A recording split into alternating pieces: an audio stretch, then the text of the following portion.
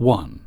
This is a story about my Aunt Kay and her trying to get me to drive and pay for her friends without telling me first. This happened around 2018. A relative had died, and my mom and I were going to their wake.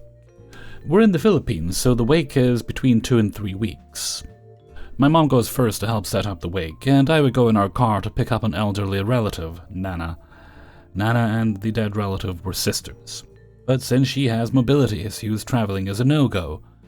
My vehicle is a big help for her. Pick her up, and then we'll take her to the boat. Schedule is I pick up other relatives, then Aunt Kay, then Nana. The other relatives aren't important here, as they were mostly spectators to what happened. I've been driving for about 5 hours and set to pick up Kay. She tells me the location, and I waited for about an hour. We were good on time, but I hated being made to wait. She arrives along with 8 other women, each lugging the backpack and suitcase. My car can seat 8 people, including the driver, and then luggage in the back. Before Kay, there was me, 3 relatives, and their luggage. I've made sure there's more than enough room for Nana, as she requires a wheelchair and 1 person accompanying her. I ask Kay what she was doing, and she tells me they're ready. I just stare at her, contemplating whether the violence would be physical or verbal. She tells me that she told her gal friends that she's going on a trip, and then asked them if they wanted to go.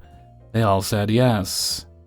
I don't know what else she told them, but apparently I'd be the one paying for their fare and other accommodations, as they kept cooing at me for being so generous. I wasn't happy with her, mainly because she's treating this as a fun vacation when it isn't. The passengers in the car aren't happy with her, but they know to keep their mouth shut. Not because they don't want to get involved, but because Kay becomes a screaming banshee when told she's wrong. I told her off for expecting me to fund her gal vacation and for disrespecting the nature of our trip. There were so many things I wanted to do and say, but I wanted to get away before I did anything else I'd regret later. Then petty revenge. So I calmly gave her enough money for the taxi and boat fare, then sped off. I had no problem paying for everything on the trip, but I sure as hell wasn't going to do that to people I didn't know. I'm not a pushover. She did try to run after me, but she only got a few steps before giving up. Now, if you're wondering why I'd give her money, it's because I know she'll give a sob story to everyone in the family chat. If I'm asked what I did, I'll tell them I did give her money for the trip. Then she'd be told, "Buster gave you money, didn't he? Then what's the problem?" I picked Nana up, and when she asked where Kay was, I told her the entire event. All that Nana says was that she never liked the drunk bitch. When I arrived at the wake, my mom asked me what happened, and after explaining myself, she just went to playing cards. Kay arrived a week later. She had to beg Mom for money, as she gave her friends what I gave her as an apology. Turns out, she didn't bring any other cash with her. She had to pay for her gal pal's trip back home, and then gave them cash as an apology. She actually waited for me for about an hour, thinking I'd turn back.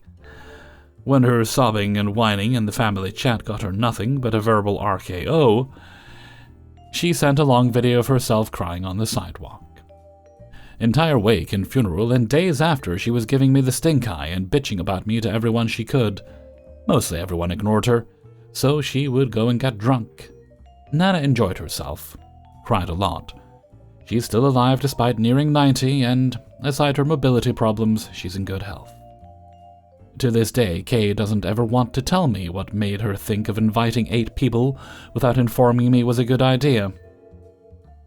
Nana isn't my grandmother, more of a grand aunt. Nana dislikes Kay because Kay used to be such a heavy drinker she'd black out. This happened during a family reunion. Kay was so drunk and out of it that she started a fight with another relative. Nana got roped in as she was trying to calm Kay down. Instead, Kay attacked Nana.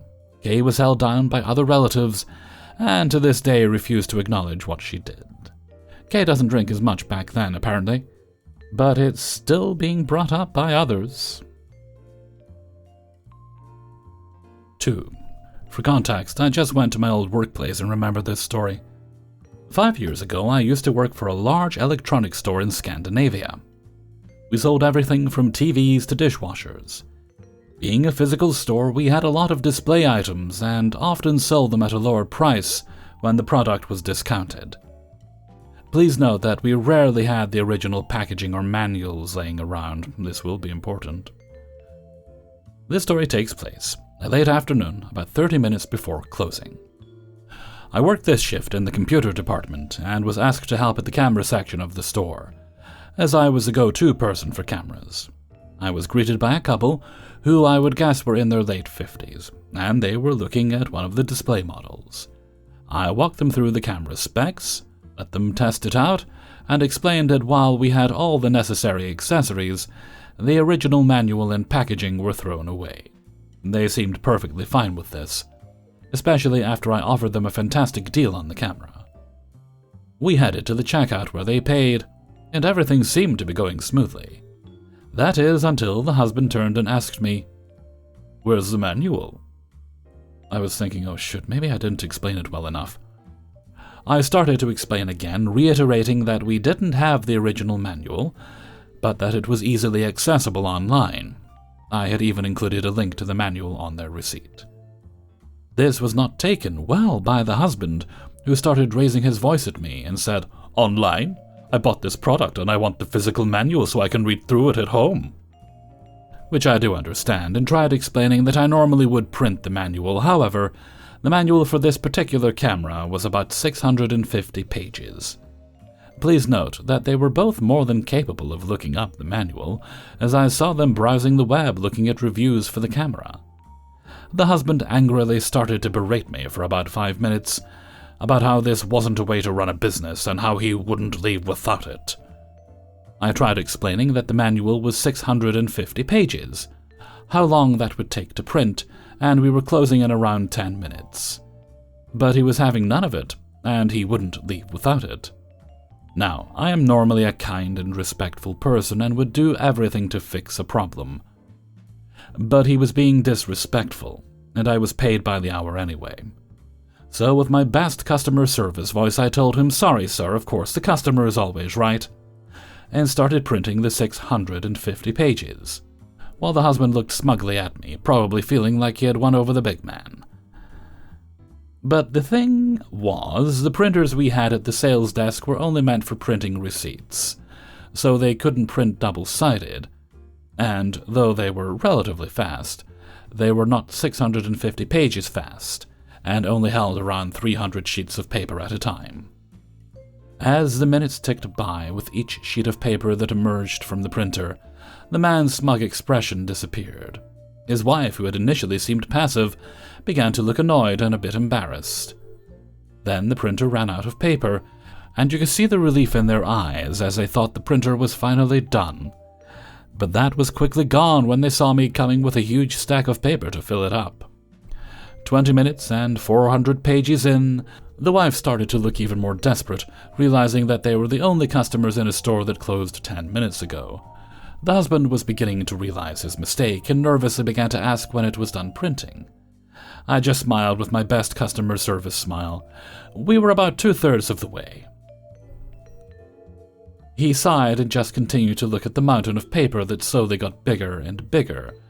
Another refill, and 200 pages later, the husband's defeat was evident. He finally asked if he could just take what had already been printed and leave, but by then, only like 50 pages remained. So I told him that we were almost done, and I would hate if he left without the last pages in case he would miss something important. When the printer finally stopped, I handed him the entire 650-page manual, still smiling, and said, "Here you go. I hope you have a great day and enjoy the camera." They quickly left the store, silent and defeated, and I never saw them again. I got paid 1.5 times my wage plus afternoon add-on, so staying 30 minutes longer was actually a plus for me. I would have loved to say the manual was in 6 different languages, but it wasn't. The manual had so much info that is only relevant if you're a professional photographer, which they were not. Oh, and I did mention that I didn't put any staples or holes in the paper. Good luck keeping it together. 3. Around 2015, I shared a house with a live-in landlord. We'll call him Dickhead. There was me and 2 other dudes who lived there with him. He set up a rota to clean the house weekly. He wasn't on it, of course. I always dreaded the bathroom when it was my turn, as when he'd brush his teeth he'd use foamy toothpaste, which would be all over the mirror with beard shavings stuck to it, and urine all over the seat. It was always him doing this, and it annoyed the rest of us. And then there was the garden. He has a dog, which obviously craps, so whoever is on garden duty has to pick that up. I mean, what are we all paying rent for? Anyway, it must have been a bad week for me, as it was my turn to do the bathroom, and yet again his mess all over the mirror. And Dickhead decided he didn't want to flush his crap either. I went straight downstairs to where he was in the kitchen with the other dudes, and I called him out on it, and said it was completely unacceptable leaving the bathroom in that state. He went bright red in the face and denied it completely. I said he was full of it, just like the toilet upstairs. He stated, if I didn't like living there, then I'm welcome to leave.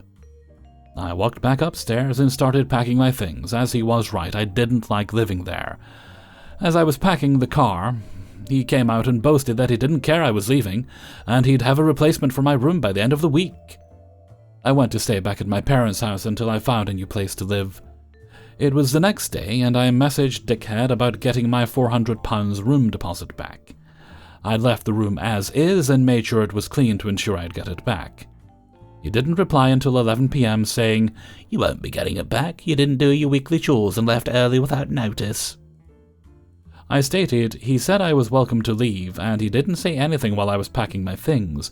I then said I will be getting that deposit back. And he said, "Is that a threat?" And I said, "No, it's a promise." I drove over there. It was about midnight. I was banging and banging on the door. No answer, of course. I knew he'd phoned the police, but I waited. Sure enough, the police arrived. I calmly looked over to the 2 police officers at the end of the drive and said, "All right, fellas." They asked if I was banging on this guy's door at midnight. I walked over to them and explained the situation. They said to come back at a better time of day, or take him to small claims court. And they were right. I knew that anyway. I was there out of anger. Weeks and weeks go by, and he's totally ghosted me. I couldn't let him get away with this, so I made a plan. I knew he was always in bed by 10 p.m., and I knew he was a heavy sleeper. He spent £2,000 on a new carpet for downstairs, so I went over about 3 a.m., just outside of the front door of his house. I got a hose, stuck it through the letterbox, switched it on, and left. The next day, one of the housemates let me know that it wasn't found until 8 a.m. the next morning. So that hose had been running for 5 hours. Also, had some notes about Dickhead. He was a 45-year-old driving instructor. He would always bring back young girls, never the guys, after their lessons for a rundown of the lesson. He had a lot of complaints about inappropriate touching during lessons, etc., and would always make comments about the girls he was teaching that day. Guy was a total creep. Hellfreezer's note. That last part sounds a lot like my driving instructor, except he was a bit older. And he did go to jail for his shenanigans. 4. I have always hated mowing the lawn. At the same time, I don't want to be that neighbor, so I do my best to stay on top of the lawn. However, while I started out strong this summer, I had a series of medical issues that left me in a bit of a state, so that mowing was a bit more than I could handle. Add in a few other excuses on the remaining times I could mow, the lawn was making me look I was the neighbor I didn't want to be. I decided I'd pay someone to mow for a change, and then pick it back up once it was back under control. My first mistake was the company I contacted had advertised a one-time cut, but when calling to schedule service notified me that they have a 3 minimum cut. I should have backed out then. I didn't. The first mower showed up and cancelled the mowing, claiming my lawn was 100% over 23 inches, and as such for excessive height, and proceeded to list that they'd charge me a 500% markup for the service. The photos taken were of a few higher points in the lawn, all my front yard, with a tape measure you couldn't read the numbers off of. I was annoyed, to say the least, and I tried to originally cancel here, but hit with the whole contract bit. So I told them I'd mow it, and I just use them to end the season and take it easy. I actually only mowed the front lawn, and even then not the whole lawn. Miraculously, 2 weeks later, the mower that showed up did the whole lawn and somehow didn't see the backyard that I left untouched. It was a problem. The next mowing day came and went and no one showed, so I reported it and cancelled the mowing through the app. Despite cancelling, someone showed up the following day. I'm annoyed and I want out, so I go into the app and try to cancel my service again. It looks like the service was cancelled and I saved screenshots. Then today I get a message saying my mower is on the way. Here's the thing. We have had a drought for the last month or so. It's the end of the season and my lawn hasn't grown even half an inch in the last 2 weeks. I'm beyond furious at this point. I wait until the guy shows up. I talk to him. He's a great guy. He's a contractor for this booking company, which is what I thought was the case. He tells me that he gets this all the time. He lets me know he's going to send a message to the company. I feel bad his time got wasted, but there wasn't much I could do about that. An hour later, I get a message showing I'm rescheduled for tomorrow. I'm done. So I call them up, and after speaking with one agent, I get to the escalation team. He tells me my service is cancelled, but I still have one mowing as per the contract. We go back and forth a bit, and he won't budge. I ask him if he would schedule snow removal in the middle of summer, so why would I schedule mowing when it isn't needed? Nothing. Fine, schedule me for June 2047. June when, sir? June 4th, 2047. I'm sure I'll need my lawn mowed then. We can't schedule that far in advance. He's insistent it has to be this or next year, but I keep pushing, and I remind him that I agreed to a 3-cut minimum, and nowhere in any of the conversations did the company specify a restriction on when, so I wanted to schedule it on June 4th, 2047, and he needed to schedule it then. One moment, sir, while I talk to support. I wait for another few minutes, and then he comes back. Your service is fully cancelled. No one is coming out. 5. This was quite a few years back. I may still need therapy, but my revenge was timely, petty, and very, very satisfying. One fateful evening, I cycled over to Waitrose, an upmarket UK supermarket for posh people and vegans, to top up on gin and privilege. Due to the cycling and my general lack of neatness, I was very casually attired and represented this scruffy, bald hippie demographic. As I was weaving down the aisle, passing overstocked hummus shelves and avoiding the BMW crowd, someone pushed their trolley over my foot, like over it.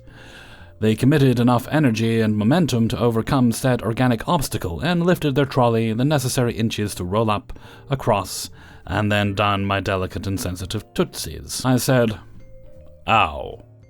Actually, I said something slightly more whiny and pathetic, but for the purposes of this article, let's go with the ever so slightly more butch, ow. I then look around at the perpetrator of this heinous violation of my person, expectant and ready for the apology and groveling that was my due. She ignored me.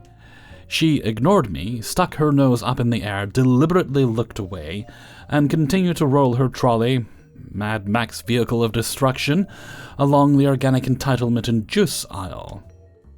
There was no way, none that she had not noticed. She pushed, she knew. Ah! I was confused. This was Waitrose, not Aldi, where a certain amount of bruising is par for the course. Certainly not Lidl, where the low-intensity gang warfare of the monthly offers posse, and the ruck around the just out-of-date and now with added listeria bargain row leaves you with PTSD. No. This was the safe place, the comfort zone. This did not happen here. I studied my nemesis. Those days we did not know of the Karen. We had not yet classified, inventoried, and categorized said beast. But if we had, this would have been the greater faux furred bleach blonde elder Karen, with principles, entitlement, and pretty strong legs to get over my shoes. probably drove a Porsche SUV. So I followed her, while obviously stocking up on well-aged brie, some bespoke marmalade and breadsticks, waiting for my moment. So first, a bit of context. Waitrose has a fairly simple self-service shopping system.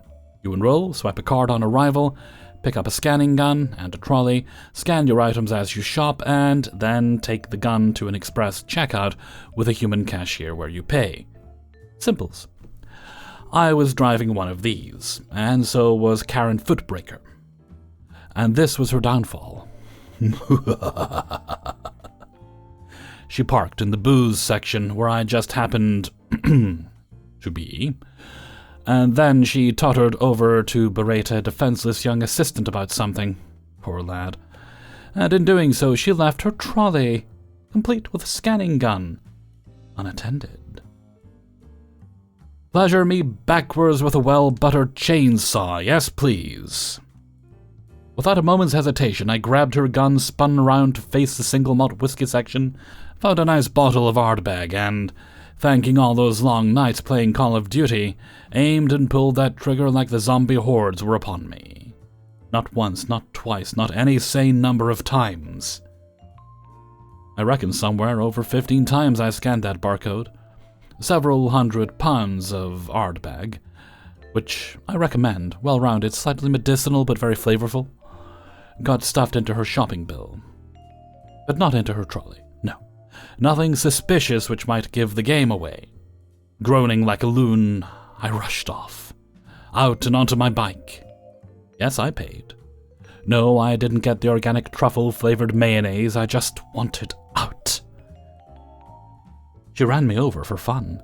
Who knows what she would have done if she caught me when angered?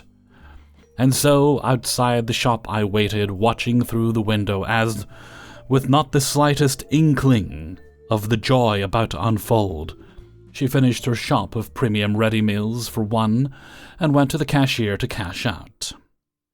Now, I have no idea what she bought, but she had a teeny-tiny trolley for the sad, lonely people. Yes, I had the same. So it can't have been too much. Maybe 20, 30 pounds? Certainly not the tenfold increase those beautiful but non-existent amber bottles of joy had accumulated. Easily 200 to 300 extra.